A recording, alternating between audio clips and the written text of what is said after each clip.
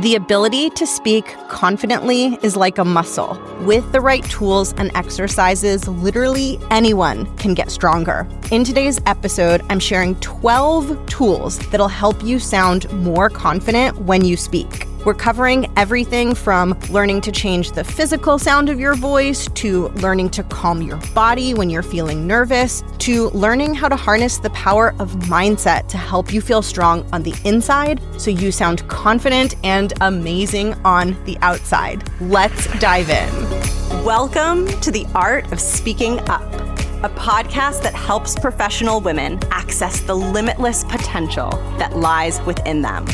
I'm your host, Jessica Guzik, and my mission is to help you find that spark inside you that has the power to transform your career in ways you may not have thought possible. I'm so excited that you're here.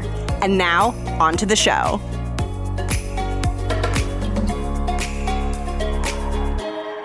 Welcome to the podcast. Thank you for tuning in. Today, we're talking about how to sound more confident when you speak.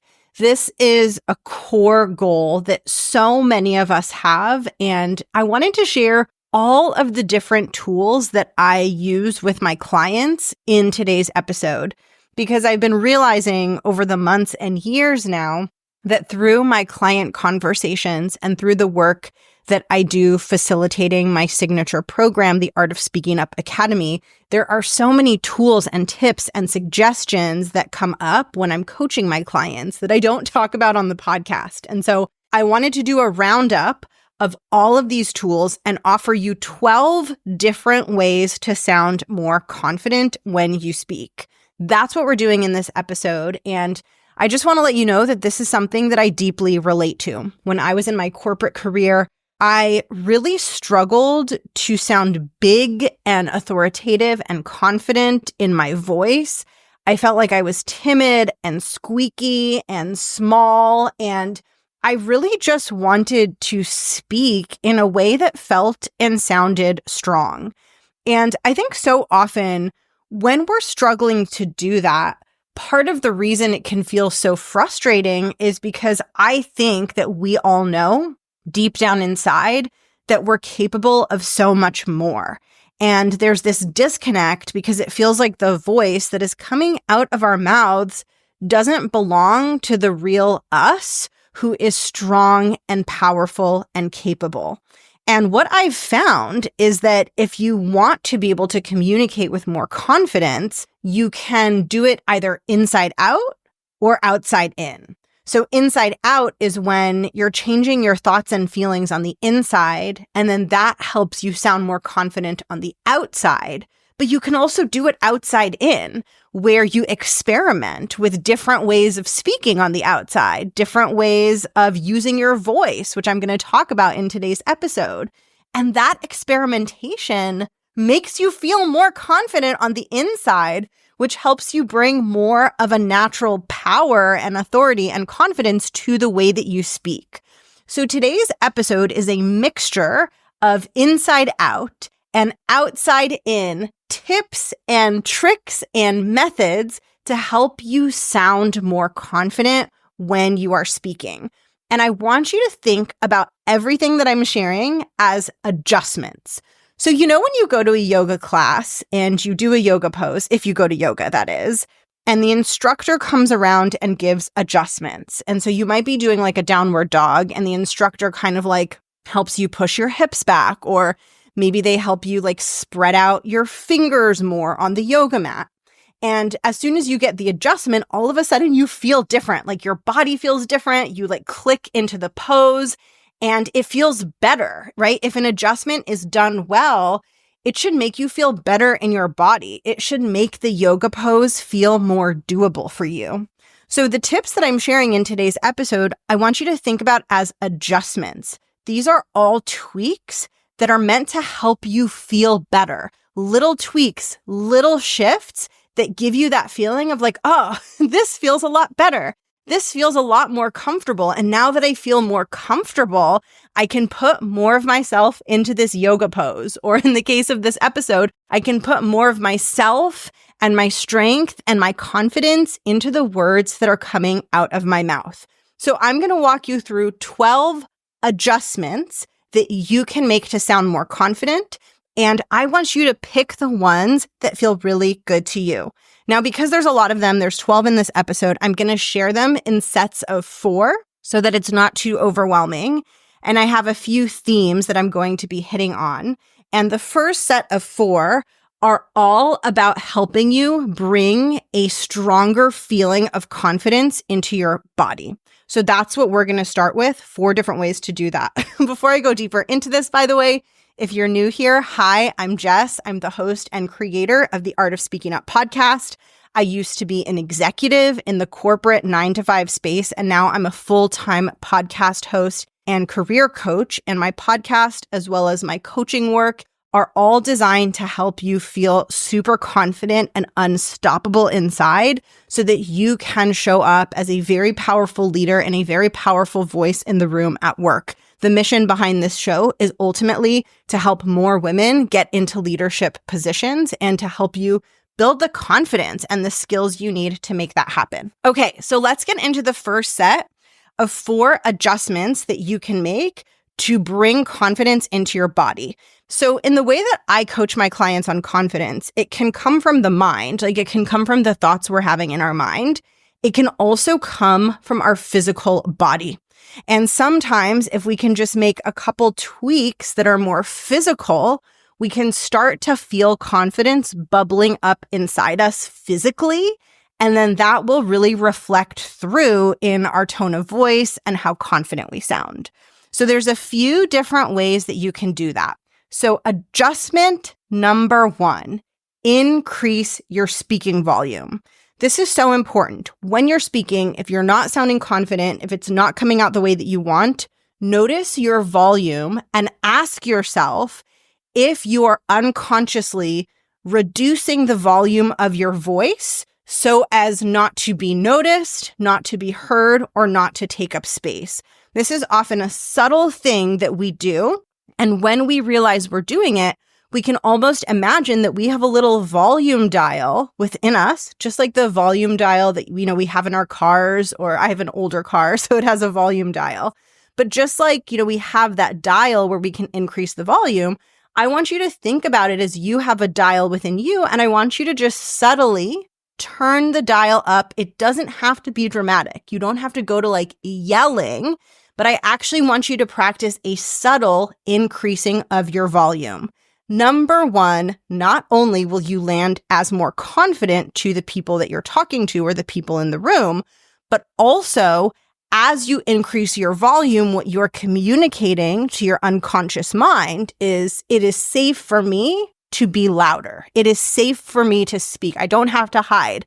It's okay for me to be noticed. And as you show yourself that, by literally speaking in a way that gets you noticed more, speaking more loudly, you may notice that as a result of that, confidence is starting to naturally bubble up within you because the experience of being just a bit louder feels so invigorating and empowering. So that's the first adjustment. The second adjustment is to adjust your body language so that the way that you are physically sitting or standing feels comfortable yet empowering for you. Now, I don't like to prescribe people specific things to do. Like, I don't want to say stand up straighter. I don't want to say like physically maybe lean in more. I don't want to say any of those things because I don't think that's what's going to help you most. The way that I think about it is to ask yourself, if I felt really powerful and really unstoppable inside, and I didn't doubt myself, and I knew my stuff was good, and I knew that my communication was impressive and excellent, if I felt all those powerful, unstoppable feelings, what position would my body be in? How would I be sitting? Where would my hands be? What would be the angle of my body? What would some of my facial expressions be like? I really want you to try to imagine what some of those things are And once you have a sense of what they are, I want you to do those things even if the confidence isn't there yet. Because a lot of times, this is something I learned so beautifully taking improv classes and taking like performing arts classes and learning how to get on stage. Sometimes if we can start by trying to get our body to a place of physical confidence, the mind can start to catch up. And that physical confidence can go from something we were kind of quote unquote forcing to something that we're now starting to feel inside. So that's the second adjustment, which is adjusting the physical way that you are holding yourself to how you imagine you would be holding yourself and what your posture would be, etc., if you felt super confident and unstoppable. Okay. The next one, this is something that I teach in the Art of Speaking Up Academy, and this is something that is so important to learn how to do. The next adjustment is to increase the dial on what I call expert energy. So expert energy is the energy that we bring to how we're speaking when we have a very solid command of the subject matter. So we speak differently depending on our relationship with the topic that we are talking about. So for example, if you get asked a question about something that you know nothing about, let's say someone asks you to talk about tax deferral strategies, and let's just say you know very little about that. The physical sound of your voice is going to be very, very different than if someone asks you a question about a topic that you are deeply familiar with and that you feel like you could talk about for hours and hours, that you could answer any question about, that you have like a deep catalog of like inner encyclopedic knowledge on. The way that you will speak about a topic that you're familiar with is different. Your energy is going to be stronger. You're going to be more decisive. The person who you're talking to is going to feel that shift in energy. And so the third adjustment that I want you to play with making is to turn up the dial on your expert energy and ask yourself, when I'm talking about something that I know a ton about, what does my voice sound like? How am I feeling? What is the energy? And try to find just a little bit more of that energy in the way you communicate. This doesn't have to be a dramatic shift. And here's something really important. Just like yoga adjustments are not dramatic, and a good yoga instructor would never come up from behind you and like yank your arm aggressively. Similarly, these adjustments are all meant to be small tweaks. The reason for this is that small tweaks are doable. Small tweaks are available to us and accessible to us when we're in moments where we're struggling to feel confident. And also, small tweaks are more effective. If you're in a room at work and you're not feeling confident, and I tell you that you need to increase your volume by 5x, or you need to increase your expert energy from like a 1 out of 10 to a 10 out of 10, that's not going to feel doable. That's not going to work. But if I tell you to make a 1 to 2% adjustment, can you be 1% louder? Can you sound 2% more certain? That's going to feel doable to you. You will be able to find that within yourself, even if it's a challenging situation. And those little incremental shifts and wins give us so much more confidence than we would gain if we set this like super unattainable standard that is really difficult for us to meet. So with all of these adjustments, you're just finding a teensy bit more of it. So adjustment number 3 is what I call expert energy. And it's bringing more of that energy of I'm very familiar with this topic. You're bringing just a touch more of that energy into the way that you speak. The next adjustment, and this is the final one on my first list of 4 adjustments, is to increase the passion that you feel inside about the subject matter that you're talking about.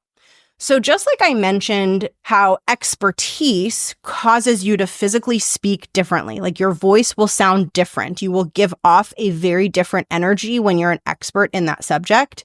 Similarly, you will also give off a different energy when you feel very passionate and emotionally connected to the topic that you're talking about. And what I have found most effective is when you can find that connection from your heart to the actual topic. What is something about the topic that you're talking about that really makes you like drop back into your heart and feel this sense of true passion? Now, for me, in my corporate career, that almost always came from me thinking about how my work was going to help other people and how my work would cause other people to win and look good and how it would bring us all together as a team. When I thought about that, I would all of a sudden be overcome with like a positive feeling, like a really good feeling inside.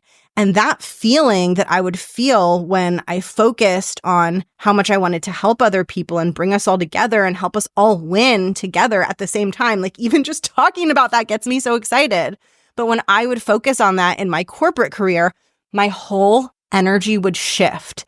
I would just feel like grounded, focused, excited, plugged in. And all of those feelings would naturally cause me to communicate with more confidence. So something that's really important to figure out is what is it about what I'm sharing, whether it's a project that I'm sharing, a meeting that I'm leading, but what is it about this that I can genuinely get excited about? Not fake excitement, not manufactured excitement, but what do I actually think is really cool here? And sometimes it's the actual work that you think is really cool and that gives you that feeling of passion. But really for me and for so many people, it's often the people and how it's going to positively affect the people around you that really helps you feel that sense of passion. And you can actually incorporate that into your talking points. And it's going to help you feel that passion and excitement, and it's going to help you sound more confident. So for example, let's say you're leading a meeting where you're going to be project managing something. And you're thinking about, okay, how do I want to kick off the meeting? You could ask yourself, this thing that I'm project managing, how is it going to help the people in the room? What is it going to do for them? And then you might come up with answers like, oh, this project is going to help them hit their goals for this quarter. Or this project is going to help them bring this new product out to market that they've been working on for so long. And once you know what that is, you can literally incorporate it into your talking points. And instead of kicking off the meeting just by saying, hi, everyone, today I'm going to be walking you through this big thing that we're project managing, you can actually talk about the thing that makes you feel passionate. And you could say, hi, everyone, today we're going to be walking through this thing that I've been project managing. I'm so excited about it because it's going to help us finally get this product out to market. And you will see that when you say those words, like when you get to the part that you genuinely feel really strongly about, your internal energy will shift. You will feel something different inside. And so often that good feeling that you get not only helps you sound more confident when you're speaking, but also that momentum will carry with you into the next thing and the next thing and the next thing that you say. So maybe you open the meeting talking about what you're passionate about, and then maybe the next thing that you talk about in the meeting isn't as exciting, but that passion that you felt at the start of the meeting is going to carry with you. You can even hear it happening in this podcast episode. My voice is changing, my presence is getting bigger, and it's literally because I feel so passionately about sharing this idea with you because I know how powerful it can be for you. So I'm naturally speaking in a different way, and this energy that I'm feeling is going to translate and be carried with me through the rest of the episode, even as I pivot to new topics. This is the power of hitting on your own passion points. And it's so important to know what they are and to not be afraid to bring them into the way that you communicate. Because also, not only do your passion points make you feel better and you sound more confident, they also make your audience feel good. It's like this win-win where you feel so psyched about it and your audience feels psyched about it too. And you just bring such an uplifting energy to the rooms and meetings that you're in. I think this was really a superpower of mine in the corporate space. And it's a superpower that I'm so proud to have had because it was such a positive thing for me and for everyone around me. It just creates a really good energy.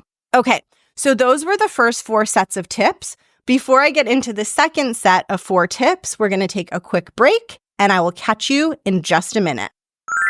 Hey, Jess, I had a question for you. What's your question? Well, the desk that you're working at is, the desk that I'm working at is what? Well, it's my desk, and I was wondering if I could use it. I mean, only if that's cool with you. Only if, that doesn't bother you. Oh, you mean I'm sitting at your desk and you want your desk back? Yes, but if it's an inconvenience or, if it's annoying or it bothers you, please don't worry. I'm totally fine. Okay, you need to download Jess's free ebook. What's the ebook about? It's all about assertiveness, which, no offense, you kind of need some help with. No, I don't want to be assertive. I don't want to become one of those people who's aggressive and obnoxious and rude. That's so not me. That's exactly why you need the ebook. Jess teaches you how to be assertive in a way that's strong and powerful, yet also respectful and authentic. Oh, interesting. You mean like me saying, hey, Jess, mind if I get my desk back? I have some work to do. Exactly. Okay, I get it. I do need this ebook. Where do I find it? Go to assertivenessebook.com or click the link in the show notes. And also, here's your desk back. All right, so let's get back into the episode. So the next 4 tips that I'm going to share with you are all around how to find confidence when you're in a moment of struggle. Maybe you're feeling nervous. Maybe you get asked a hard question that feels really overwhelming in the moment. But these are all tips specifically aimed at helping you find confidence when you're having an oh shiz moment of this is feeling hard and I don't at all feel confident. How do I find some strength and power within myself so that I can make a strong impression as I'm communicating? Okay, so this first one is a game changer. The first adjustment that I want you to make is if you are in any kind of meeting or conversation that you're not leading, the adjustment I want you to make is to make sure to say something within the first 30 to 60 seconds of the meeting. I want you to think about it as the sooner a voice or a sound comes out of your mouth, the easier and more comfortable it will be for you to continue speaking throughout the meeting, and therefore the more confident you will sound. What tends to happen is if we get into a meeting and, if you're feeling nervous, a lot of times the impulse that you feel is the impulse to just keep quiet. And so you avoid and you hide and you're having this inner battle in your mind of oh, I should speak, but I'm not, but I should, but I'm not, but it's so hard and I should, but I'm not. And it's just really draining and exhausting. And the longer that you stay quiet and the more minutes that elapse in the meeting, the deeper you go into that spiral and the harder it becomes to speak. So I want you to think about it as the sooner you say something, the easier it will be for the entire rest of the meeting.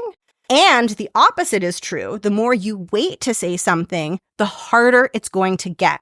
And it's so important to realize this because when we are wanting to do something that's difficult or scary, our brain will often tell us a lie.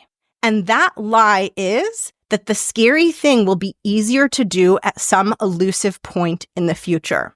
So when you join the meeting, your brain is going to say, don't speak yet. It feels so hard. It will be easier to speak later in the meeting.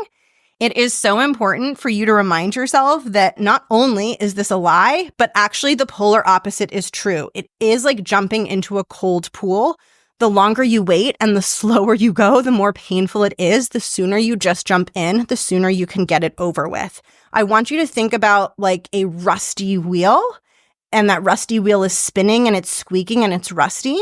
If you're trying to get the wheel to be smooth and stop being so squeaky, you can't just keep the wheel still and all of a sudden try to spin it really fast. You have to just start spinning it and start like getting it going and getting it less squeaky. Your voice and communicating is the same. It's really hard to go from like quiet and rusty to all of a sudden I'm speaking and I feel confident. But if I start spinning the squeaky wheel right away, then the rustiness and the squeakiness will tone down a little bit and I'll just be able to spin the wheel. So speaking is the same. It's really hard to go from like, I've been quiet for 30 minutes and now I'm going to try to jump in.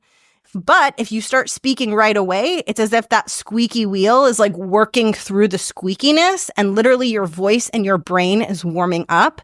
And it is going to make it so much easier for you to participate throughout the meeting. So that's one for situations where it's someone else's meeting. And so there isn't really an immediate need for you to speak right away. You have to set the goal for yourself to try to speak as soon as you can in the meeting. I promise it's going to make it easier for you. Okay, this next adjustment that I want you to make is to be used in situations where you get asked a question that you don't have the answer to. So a lot of people are so afraid of getting asked a question and not knowing the answer. And first, I just want to offer you a practical mindset shift, which is that your value never comes from having the answer. I want to make that really clear. If your value to your company came from you always having the answer, you could just be replaced by a book or by Google or by ChatGPT. So having the answer is not your source of value. Your source of value is being the leader who always finds the answer. So with that being said, the adjustment that I want you to make when you get asked a question that you don't know the answer to is I want you to practice something called certain uncertainty. Certain uncertainty just means that while technically you are uncertain about the answer, you are conveying certainty through the tone of your voice while letting the stakeholder know that you are certain that you will be able to find the answer. So here's what it looks like if you're not doing this. If you're not doing this, and let's say Bob, a really big, intimidating leader in the room, says, "Hey, thanks for sharing this data. What did this same data look like last quarter?" And you don't know. You haven't looked at last quarter's data for a while. You can't remember. So not doing what I'm telling you to do would look like you shrinking away and being like, I'm not sure, I don't know kind of thing. And having that I'm not sure, I don't know energy and vibe in how you answer the question. Certain uncertainty would look like you saying to Bob, "Great question. I will run a comparison and circle back with you, sharing some of the key differences between last quarter and this quarter." Now, I want you to notice how when I did that example, I did not have the answer. I did not say, "Bob, great question. Here's the answer." I said, "Bob, great question. I'm going to send you the answer." But Bob isn't going to be thinking, "I can't believe that she doesn't know the answer." Bob's response to what I said very often is going to come from what energy he experienced when I shared that answer. And when I shared it, I only shared an energy of certainty. There was no uncertainty in what I shared, even though I am quite literally uncertain about the answer.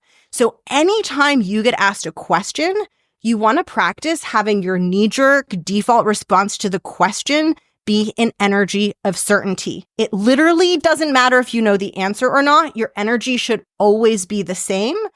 And even if you don't know the answer, your certainty can be connected to your willingness to pursue the answer. So maybe you're not certain that you have the answer, but you are certain that you will get it. You have no uncertainty around that.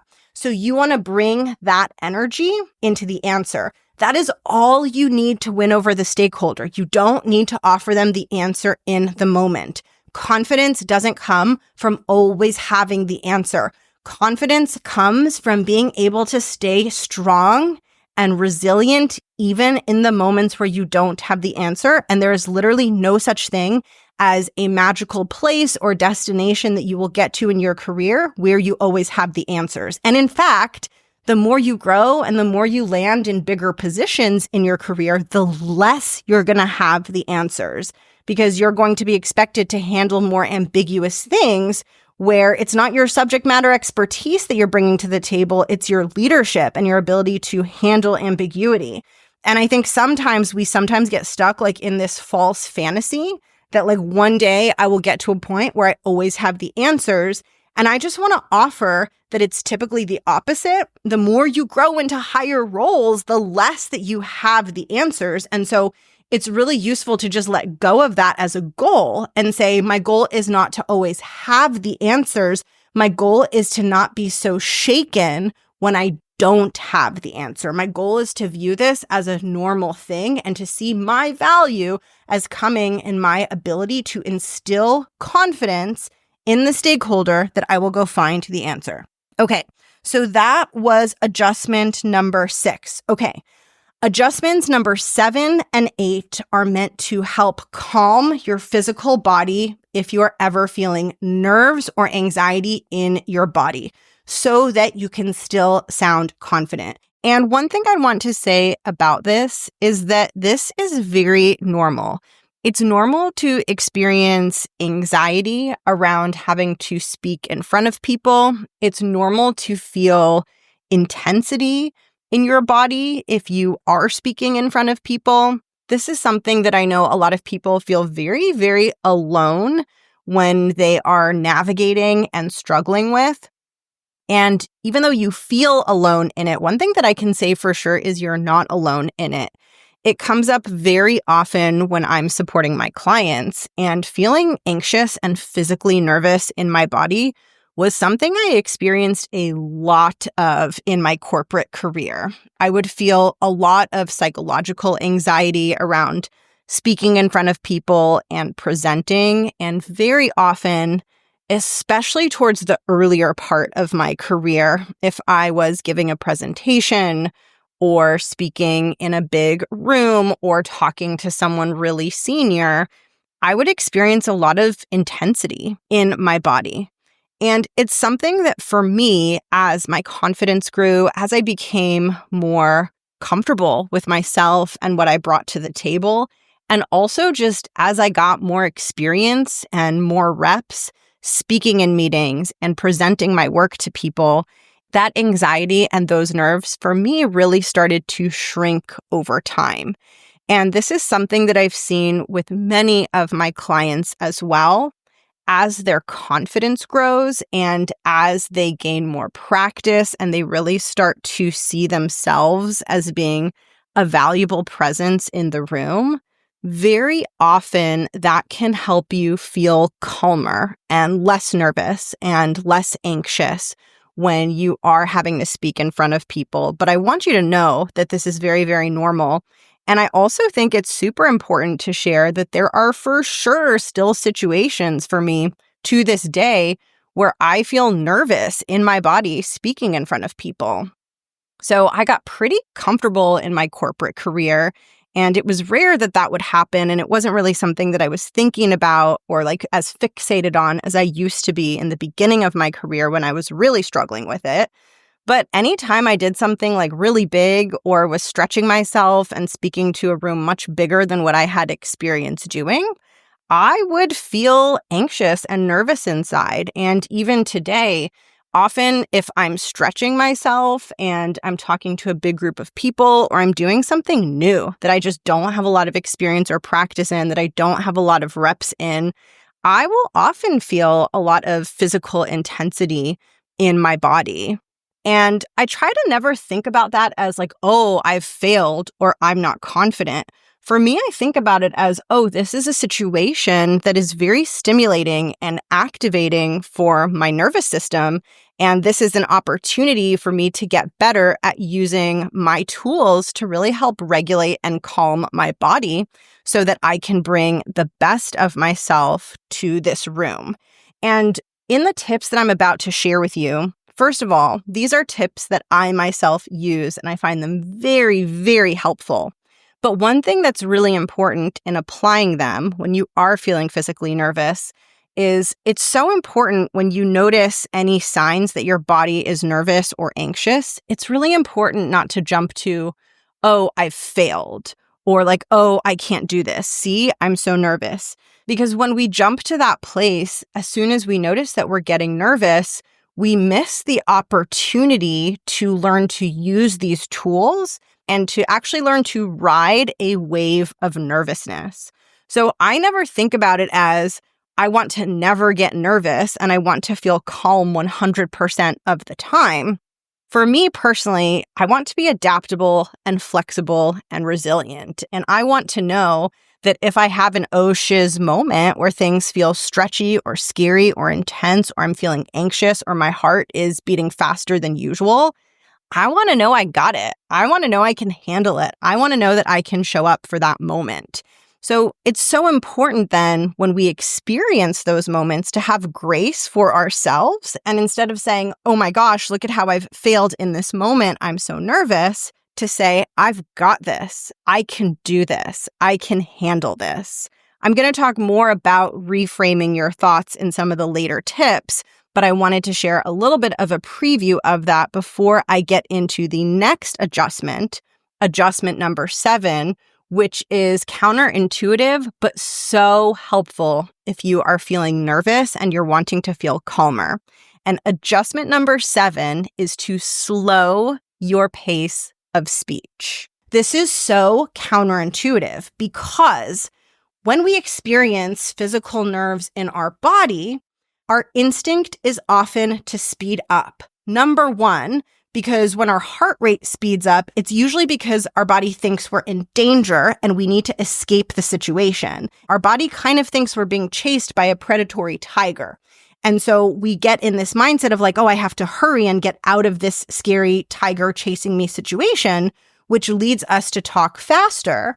But also sometimes when we're nervous, we think to ourselves, oh my gosh, this is so intimidating. This is so scary. I want this to end as soon as possible. And if we want something to end as soon as possible, we're going to go as fast as possible to try to make it to the end faster. So typically, when we get nervous, our instinct is to speed up the pace at which we're speaking. But what I have found is that when we talk faster, we tend to get more nervous because what's happening is our brain is like, oh my gosh, you're being chased by a tiger. And then you start talking faster. And what you're communicating back to your brain is, yes, we are being chased by a tiger. We need to go faster. And so it actually tends to heighten the anxiety. So I know it can be really hard, but one thing that I want you to practice is doing the opposite. If you notice you're feeling nervous, I want you to artificially slow down the pace at which you're speaking. I'm starting to do it just a little bit now because I want you to feel what it's like. I want you to feel what it's like in your body to hear someone's pace of speech slow down. Not dramatically, but it's just gotten slower. There's a little bit more space. There's a bit more breathing room. There's a bit more opportunity to pause. Do you notice that you're feeling differently as my pace of speech is slowing? If that is happening for you, one of the big reasons why is because the slowness of my speech is communicating to you on an unconscious level that everything's okay. Nothing is dangerous here. We aren't being chased by a tiger. We don't have to rush. We don't have to worry. And this can really have a soothing effect on you. It can make you feel a little bit calmer. I'm feeling calmer doing it. And so if you're feeling nervous and you start to slow your own pace of speech, you can experience a similar calming effect. So it's not just you hearing me slow down.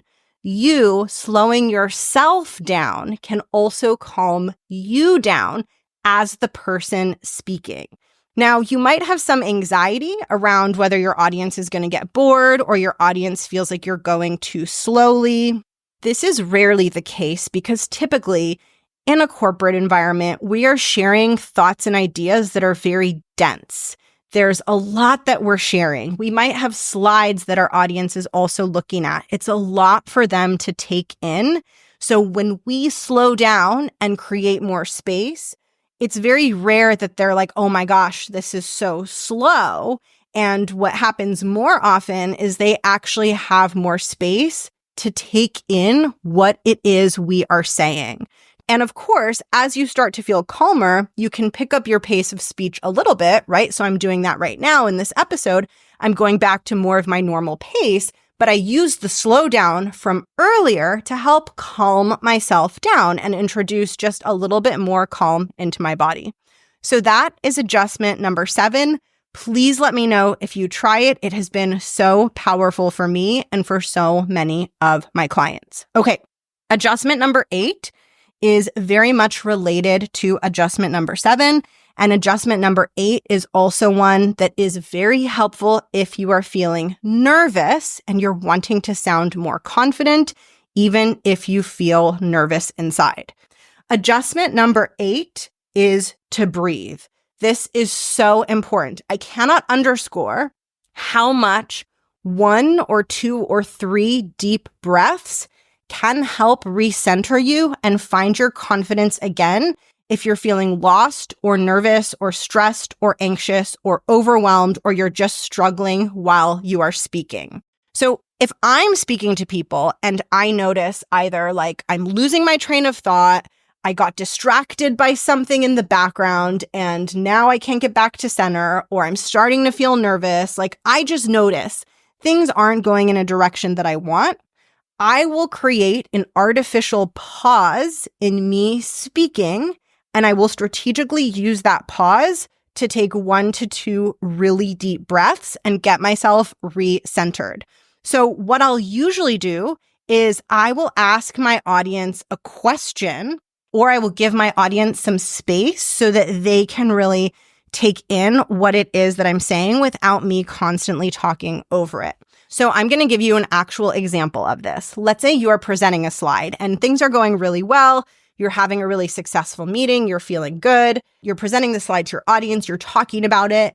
And then all of a sudden, you see someone in your audience rolls their eyes. Now, you don't know if they rolled their eyes at you. Maybe like they got a text message that made them roll their eyes, but you see someone in your audience roll their eyes and you start to freak out inside. And you're like, oh my gosh, they hate me. This is going so poorly. I thought this was going so well. Now it's going downhill. Oh my gosh, now I can't concentrate. Now I'm getting nervous. I don't remember where I was in the slide. I'm distracted by all these thoughts. And all of a sudden, your mind has just gone from being in a great place to not being in a good place. So if that happened to me, I would do one of 2 things. I would either say to my audience, I want to stop here and give you a moment to take in the information on this slide. Or if I didn't have slides in front of me, or if that didn't make sense for where I was at in the meeting or conversation, I would say, I want to stop here and get your thoughts, questions, and feedback. And as soon as I say that, I've bought myself a little bit of time to stop talking, because if we want to take a deep breath, we have to stop speaking. And it's hard to stop speaking when we're speaking. So the first thing we need to do is create that window of opportunity for us to stop. So as soon as I say, I want to pause here and give everyone a moment to take in the information on this slide, as soon as I finish saying that, I'm going to quietly but deeply breathe in and then slowly breathe it out. And depending on how fast the meeting is moving and how quickly my audience is responding, if I have more time, I will take another deep breath, or as many as I can fit in. So I'll do another inhale and I'll slowly exhale. Now, I'm purposely doing this loudly on the podcast because I want you to hear it so you can kind of imagine yourself doing this, but you're not necessarily going to be doing it this loudly. Like, you don't have to be loud to take in a breath. And if you're sitting up super straight, like, your audience won't see it so much, right? So you're going to be doing this internally, but it's not going to be like loud and obvious externally. I'm just making it loud and obvious so that you can understand how you can do this and how you can fit this in. So I'll do one more example. You're presenting the slide, someone rolls their eyes, you start freaking out, you've lost your center, you've lost your concentration, you're like, oh my gosh, I feel hot and sweaty, what is happening? What you're going to say is, I want to pause here and I'd love to see if anyone has questions or thoughts on what I just shared.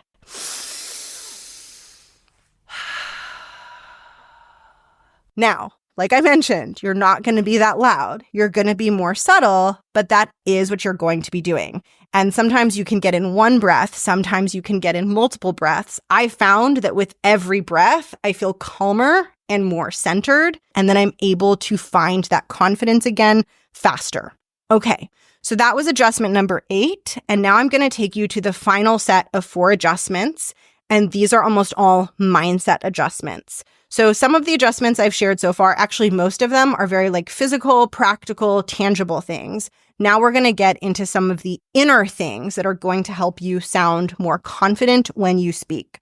So adjustment number 9 is you want to try to reduce the volume of the inner critic. So remember earlier in this episode, I talked about how like there's a volume dial for the volume of your voice, and you can slightly turn up that dial to make your voice just slightly louder, which can be so freaking effective. So similarly, I want you to imagine that you have mindset dials, and you have a dial internally where you can make your own self-critical thoughts either louder or quieter. And if you are wanting to sound more confident when you speak, one of the most powerful things that you can do is get good at mentally turning down the volume dial on that self-critical voice. So here are some examples of what that self-critical voice might be saying while you're speaking. And I'm laughing because I experience this too, right? So like I'm laughing in camaraderie. I'm not laughing at you, so do not take it that way. But some examples of what this self-critical voice might say are, wow, you fumbled. That sounded really dumb. I bet people are thinking about that. Why are you being so wordy? Why do you keep talking in circles? That person is looking really bored. You completely forgot to cover that other piece that you wanted to cover. You're not sounding smart and intelligent. You went into this with the intention of being really strong in the room, and you're fading and you're not doing a good job, and you don't have a handle on the material, and you kind of look stupid as you're speaking, and people just aren't thinking that you're capable, and blah, blah, blah, blah, blah, blah, blah, blah, blah. This voice just goes on and on. It literally will never run out of negative commentary ever.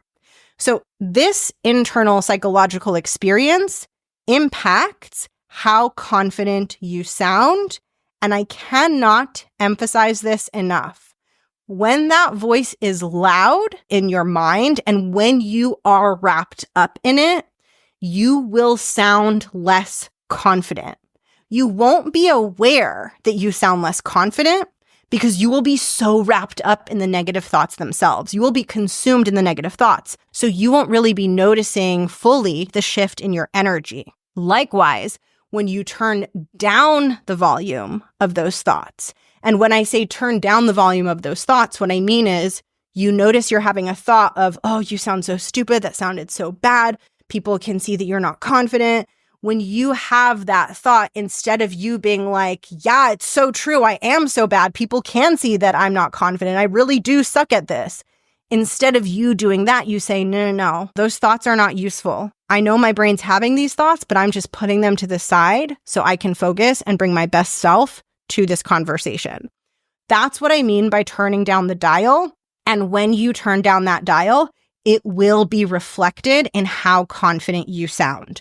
What we are experiencing internally in our minds affects what we bring to our audience and how we speak. And it's wild because it not only affects like your tone of voice and how big you are and how much space you're taking up, but also it even affects how eloquent you are. When your inner criticism is super loud, it is really hard to think clearly. Whereas when you're not getting sucked into those negative thoughts, it is so much easier for you to figure out what you want to say. And literally, your brain produces higher quality suggestions for how you can articulate the ideas that you want to talk about. So the louder your inner critic, the more you will get tongue-tied, the more it will be harder to express yourself. And of course, the less confidence you're going to exude when you speak, Whereas when you disconnect from that voice, when you turn down the volume of that dial, you will feel less tongue-tied. It will be easier for you to communicate. It might not be perfect. Perfection is actually not the goal here, but there's going to be a leap of improvement just by you not being so mean to yourself in your mind. Okay, adjustment number 10 is closely related to adjustment number 9. So I just mentioned to turn down the volume on your negative self-critical thoughts. This is so important. You also want to practice turning up the volume on any thoughts that are supportive or encouraging. Now listen, I know it's a lot to be like thinking encouraging thoughts while speaking, right? Like that's a lot to manage in your mind. So I recommend keeping this simple and just having a reminder for yourself that is, you can do this. It can be as simple as that. Let me give you a concrete example of what this could look like. Remember before how I taught you that if you're feeling anxious, nervous, overwhelmed, you lost your train of thought, you feel like you're kind of losing your ability to think and communicate well, one thing you can do is pause and take that deep breath in and a subtle exhale out to kind of regroup and calm yourself down. So if you wanted to combine that adjustment with this adjustment, adjustment number 10, what you would do is you'd say to your audience, okay, I'm going to pause here to give everyone a minute to take in the data on this slide. And then you're going to do the breath. Inhale, exhale. But as you're inhaling and exhaling, you're just giving yourself that gentle reminder, I can do this, right? I can do this. I've got this. Now, I can't demonstrate it on the podcast because I can't breathe in and out and talk at the same time. But I want you to imagine you're just breathing in and out and giving yourself just like a gentle, loving reminder, I can do this. And this is just so helpful in helping your negative brain not hijack you as much while you're communicating. So let's say you're sharing an idea and it's not coming out as eloquent as you want it to come out. Instead of you thinking like, this is so horrible, I'm such a mess, I'm not impressing people, I sound so stupid, just practice thinking, I've got this. I can do this. It is literally going to help you get out of those stuck moments faster and feel stronger about your ability to come up with something to say and also help you sound more confident, right? So maybe you're giving a presentation and you flip to a slide and you're like, oh, this slide is hard. Like there's a lot to present. Like this is one of the harder ones. Just give yourself that reminder. I can do this, rather than going into like, oh my God, this is so hard. I'm going to mess it up. I'm going to sound stupid. I'm not going to be able to answer people's questions. Like try to drown that out as much as possible and just come back to, I can do this. Okay, I have 2 more adjustments left for you on the list of 12 adjustments. These are, again, both mindset. So adjustment number 11 is related to adjustment number 10. So number 10 was to increase the volume on that part of you that is encouraging to you and that part of you that is championing you and your success. And number 11 is to increase the volume on the part of you that champions for other people and to really think of yourself as not being there for you to look super impressive, but you being there, being in the room and speaking for you to fight for the success of other people. And this is related to the piece that I mentioned on passion. But what I have found is that when I think about how my goal is to help other people win and to be a champion for the goals of other people, it takes the focus off of me in a really useful way. We all have healthy narcissism. So we sometimes think about like narcissism as this really, bad thing that, who wants to be a narcissist type of thing. Narcissism exists on a spectrum, and we all have elements of our psyche where we think that we're at the center of the world. And sometimes that causes us enormous suffering, because if you're speaking in a room full of people and you feel like you're not doing a good job and your brain is in this very normal narcissistic place where it's thinking you're the center of the world, you're going to experience unbearable pain because you're like, oh my God, I'm the center of the world. Everyone's looking at me. Everyone's staring at me. Everyone's thinking about me every minute of the day, and I'm doing horribly. And so everyone's thinking about how horrible I am doing. And when we shift our focus to thinking of ourselves as there to fight for other people and to champion other people, it just helps us get out of that very distorted narcissistic place where we think like everything that's happening in this room is just like about me and everyone's thoughts about me, to like, actually, the only function I play in this room is to help all of the other people in this room achieve a successful outcome. So in some ways, who I'm being doesn't matter as much. What really matters is that I'm here to support everyone in the room. And that helps take some of the pressure off of you. And not only that, it ends up helping you sound more confident because it takes you away from some of that self-consciousness that so many of us feel when we're very focused on us and when we're thinking that the way that we're going to be successful is by us being perfect. The way that you're going to impress your audience with your communication is really to show them that you're there to deliver them the outcomes that are most important to them. And of course, you want to be confident because their belief that you can do that is going to come in part from them seeing you as someone who believes in themselves and who can share their thoughts and ideas with confidence. But it's not like an executive's main thing that they're looking for in you is just the confidence. So let's say someone comes into a meeting and they're really confident and they're sharing work confidently that the executives in the room don't think is going to make them look good and is going to help those executives reach their goal. They're not going to be like, oh my gosh, this person was so confident. I'm so impressed by them. Like they're now my favorite person in the company. They're going to be like, well, I don't like the direction that this is going in. I don't see how this is going to help me. So yes, we want to be confident, but that confidence isn't there for the sake of our audience just thinking that we're the most amazing, confident person on the planet. The only reason that we want to speak confidently, especially when we're talking to leaders and executives, is to help further build their belief that we are going to help them win. And of course, when we sound confident, they're more likely to believe that we can do that. But if we put more energy into showing them how they're going to win than we put into us just trying to be super duper perfect so we can control everyone's thoughts about us, which we feel like we need to do, but we don't really need to do in order to be successful, then we're going to have a much easier time winning over those executives.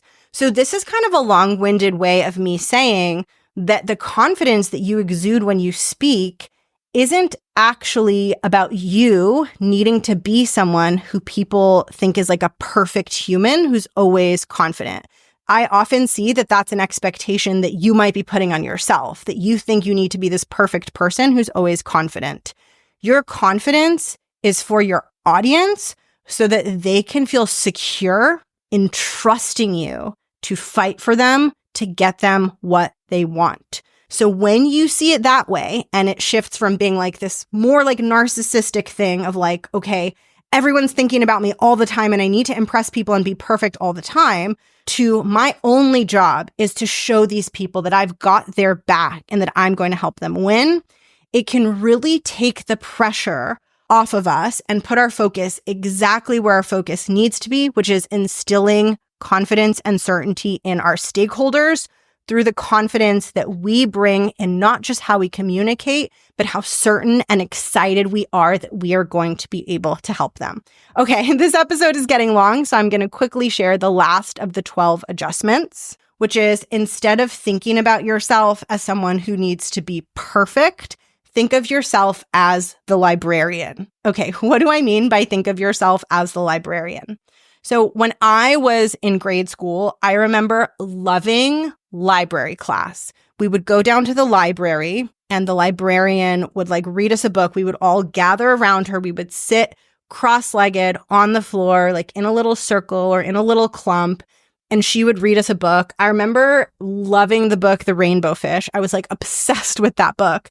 But she would read us the book, and I remember after every page, she would turn the book so that the inside of the book was facing us, and she would kind of like slowly sort of wave it in front of us so we could all slowly see and take in the pictures.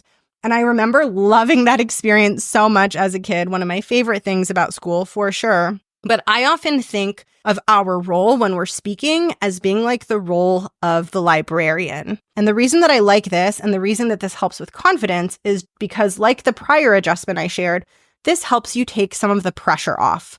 So one of the reasons that the experience of seeing the librarian read the book and then like slowly show everyone the pictures, like one of the reasons that feels so good to the audience of little kids is because the pictures are beautiful and the librarian takes the time to like give us the space to take that in. So it's not like the librarian is like, oh my gosh, like I'm so stressed because like, how am I going to get these kids to be obsessed with this book? The book speaks for itself because the picture is so vivid. And the librarian's role isn't to put all the pressure on herself to read the book perfectly, but actually she becomes more valuable when she stops reading the book and allows the pictures, the beautiful pictures, to speak for themselves. And that gives the audience an amazing experience because the librarian realizes, like, the librarian knows these kids aren't here enjoying this because I'm the most amazing librarian, even though I am. She knows it's the book. Like, she knows it's the book that is what's going to get everyone immersed and excited. And so she's making sure to let the book shine. So I like to think about speaking as being similar.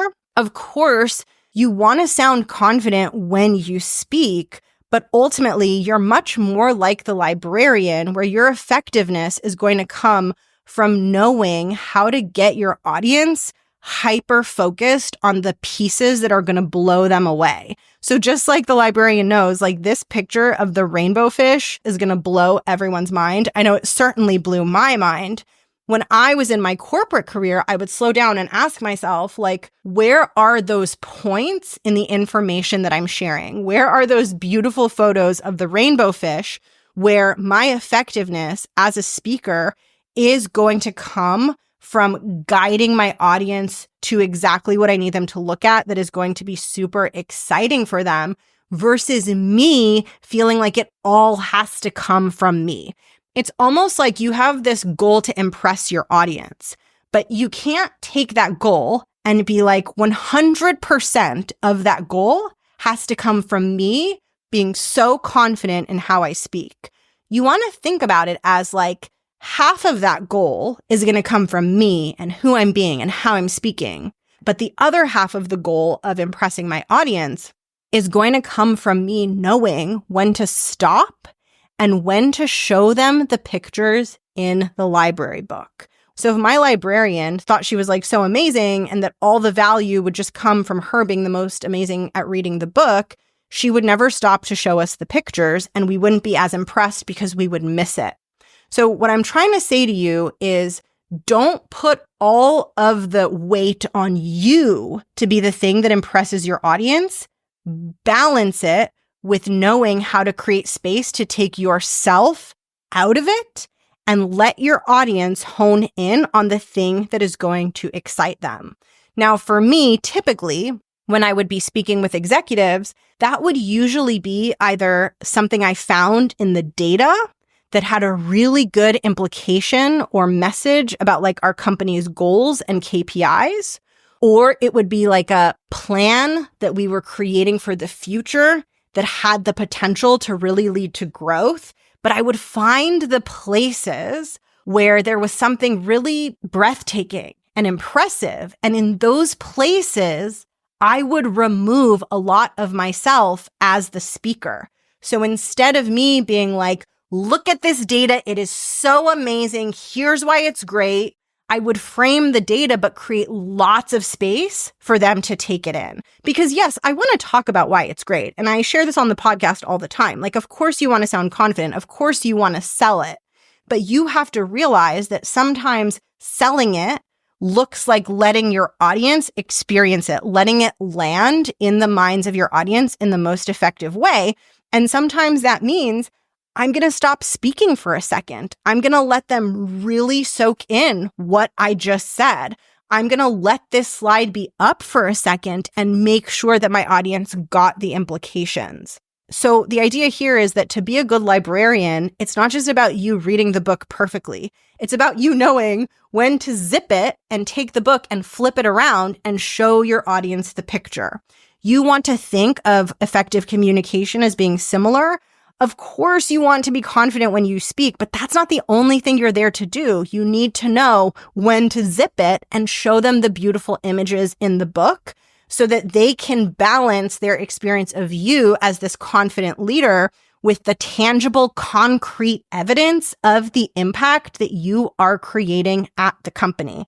And for me, that adjustment helps me feel more confident because it reminds me that I have so many different ways to impress my audience. I can impress them by who I'm being and how powerful I'm being when I'm speaking, but I can also impress them in the moments where I am not speaking because I know not to speak, because I know that letting this land with them is what is going to really create the power and the punch in this meeting or in this presentation. And when I was in my corporate career, I felt so powerful knowing that I knew how to do that, like knowing that I understood the rhythms of how to get someone like really invested and excited, and also knowing that I had kind of grown out of this idea that everyone's focused on me and obsessed with me, and therefore I have to be perfect, and more into this idea of like everyone's obsessed with themselves, and I need to make sure they feel good about how they are going to succeed. And so anything that I do of me trying to be impressive or me trying to be confident, it should never be about me. And it should never be to like serve me feeling good. Like, of course, I want you to feel good. I want me to feel good. I want all women to feel good. So don't misinterpret my message. But if your main goal is to get promoted and to develop a powerful reputation among executives that gets you promoted, it's actually less about you feeling good. And it's more about you learning to help your audience feel good. And that idea both takes the pressure off of you and you get to put the focus on them. And that has helped me feel so confident, especially when I was in my corporate career. Okay, this episode turned out to be one of my longest ones ever. I hope that you found it super duper helpful. I'm going to go through the entire list of the 12 adjustments just to recap. They are: number 1, slightly increase the volume that you're speaking at.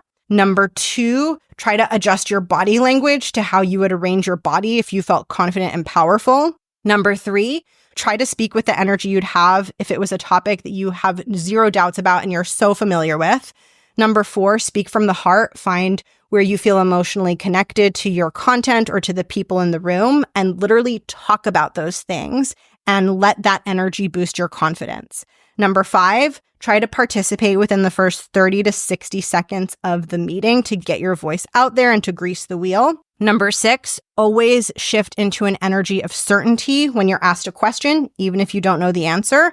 Number 7, slow your pace of speech. Number 8, ask your audience a question or invite them to pause and take in the information and use that opportunity to take that breath. Number 9, try to reduce the volume of your internal self-critical monologue. Number 10, try to increase the volume of your internal champion or that voice inside you that reminds you that you can do it. Number 11, increase the volume of the voice inside you that wants other people to win and that is there to fight for the success of the people around you, because ultimately that's what's going to help you be successful in your corporate career. And number 12, think of yourself as a librarian. You're not there to be perfect and read the book the entire time. You're there to read confidently, but know when to stop and allow the book or your work or your findings to powerfully speak for themselves. Thank you so much for tuning into today's episode. If this resonated with you, I want to invite you to join me in my program, the Art of Speaking Up Academy. This is where I will work with you on a deeper, more regular basis to help you cultivate the inner confidence that you need to sound confident when you speak. And you're even going to get to practice the adjustments that I talked about in this episode. So when I'm helping you speak with more confidence, I'm not just helping you through the inner transformation, but you actually get to practice bringing more expert energy. You get to practice experimenting with those dials to dial up the expert energy, because I've found that when you can practice it and feel how it feels in your body, you understand it on a much deeper level. And so many of my clients have told me that the practice element of the Art of Speaking Up Academy was truly transformational for them. To be first to find out when I open the next cohort for enrollment, and to qualify for exclusive bonuses that I only offer to the waitlist, make sure that you have added yourself to the waitlist by clicking the link in the show notes or going to jessguzikcoaching.com/academy. Thank you so much for tuning into today's episode. This was a long one, but I really hope that it can serve as a resource for you. Please share it with someone if you found it helpful, and I'll catch you in the next one. Bye.